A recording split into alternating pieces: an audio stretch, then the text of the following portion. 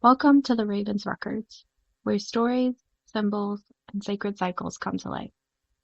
I'm Karlie, your host, rune reader, Reiki master, and spiritual guide, here to help you dig just a little deeper into the mysteries of mythology, magic, and personal transformation. So whether you're walking the wheel, diving into Norse lore, or just figuring out your own path, you're in the right place. So let's open the records together. Alrighty. Today, I want to talk about something so many of us quietly struggle with, especially around the holidays when life gets loud and overwhelming. Reclaiming your spiritual practice after burnout. And I'm going to be honest with you. Even the most connected, intuitive, grounded people hit burnout. It doesn't mean your path is broken. It doesn't mean you've drifted too far away. It doesn't mean your intuition has abandoned you. It simply means you're human. And your spirit is asking to be approached differently.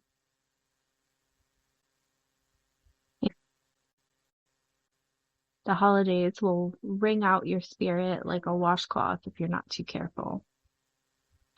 There's family dynamics, there's expectation, overscheduling, emotional landmines, sensory overload, too much food, too little silence, and the weird pressure to be cheerful on command.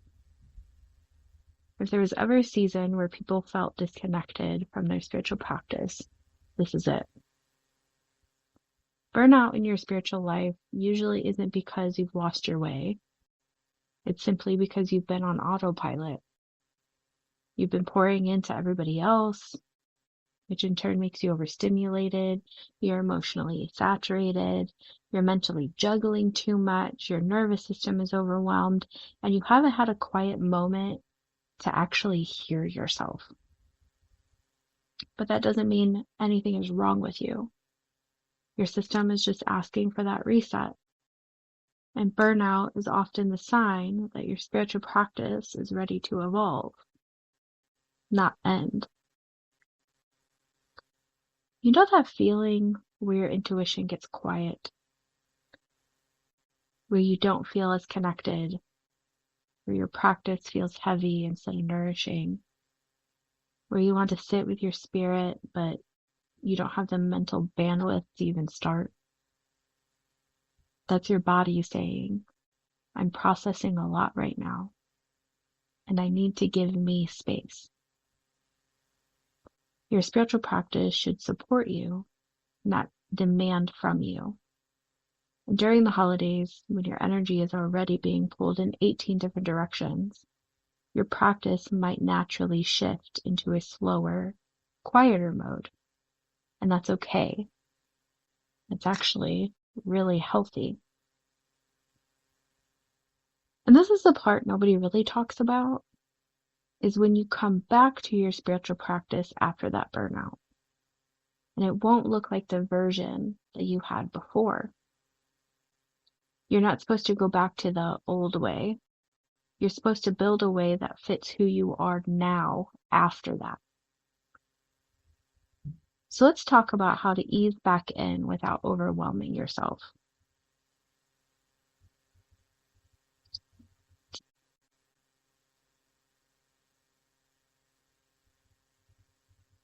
So step one, we're going to start with our body, not our practice. Your spiritual work lives in your whole system, not just your mind. When your nervous system is fried, your connection will always feel fuzzy.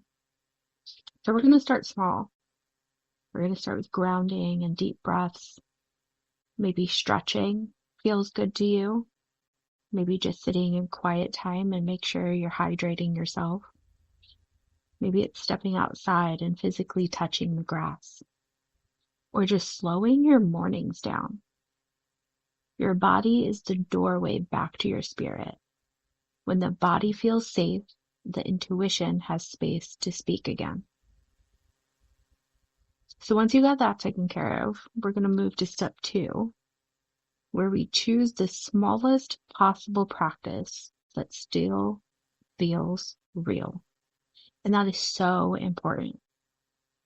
Don't go back in with big meditations, complex rituals, or routines that demand your energy you don't have. I want you to try with one intentional breath, a gratitude moment. Maybe it's holding a stone. Maybe if you're like me and use the runes, maybe you pull a rune, and without over analyzing it, you just sit with the message. You can do that with tarot or oracle cards. Or maybe you just listen for a download. Or maybe you just take a 2-minute pause where you simply acknowledge your spirit. Spiritual practices don't need to be a grand gesture to be powerful. They just need to be honest, right? This is about presence and not performance. Then we're going to move to step 3, where we let our practice evolve. Okay, even if that kind of surprises you. After that burnout, you might realize that you connect differently, or you crave the slower spiritual moments. Maybe your intuition is coming through a little softer. Maybe you need less structure and more embodiment.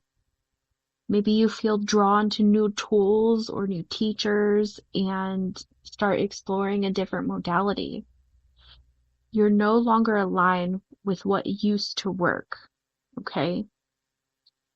And this isn't you just changing your mind.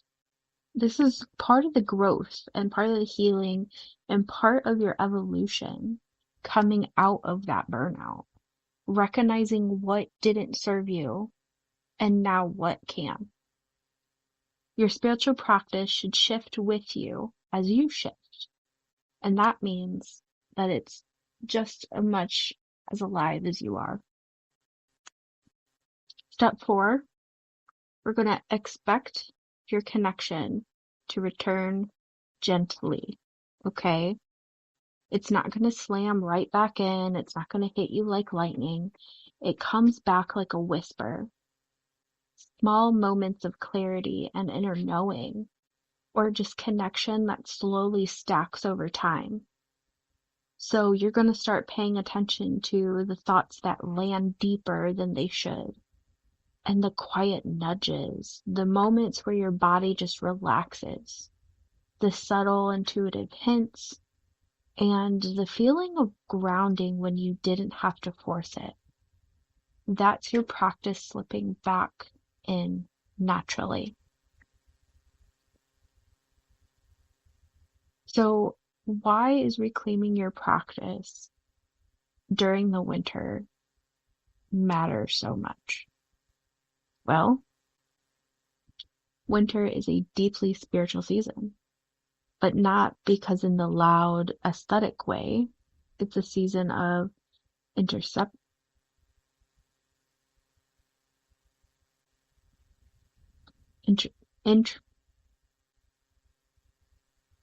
introspection, rest, clarity, shedding, renewal, listening inward, realigning ourselves, letting go of old patterns. This is not the time for pressure. It's a time for presence. You're not supposed to feel fully connected during the busiest, most overstimulating season of the year. You're supposed to go inward, even if it's just for a moment at a time. Reclaiming your practice during the holidays isn't about doing more. It's about reconnecting with yourself in a way that feels more nurturing and not draining.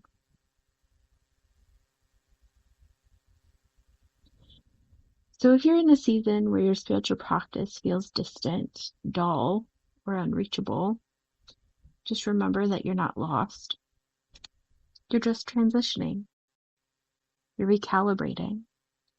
And you're shifting into a new phase of connection. So give yourself permission to slow down. Give your spirit room to breathe. And let winter do what winter does. Soften the noise so you can hear yourself again. Your spiritual practice isn't gone. It's waiting for you to meet yourself exactly where you are. So thanks for hanging out with me here inside the Ravens Records. If this episode stirred something in you, I'd love to hear about it. You'll find those links in the show notes below. And until next time, keep walking your path, trust your rhythm, and remember, the sacred isn't far. It's already in you.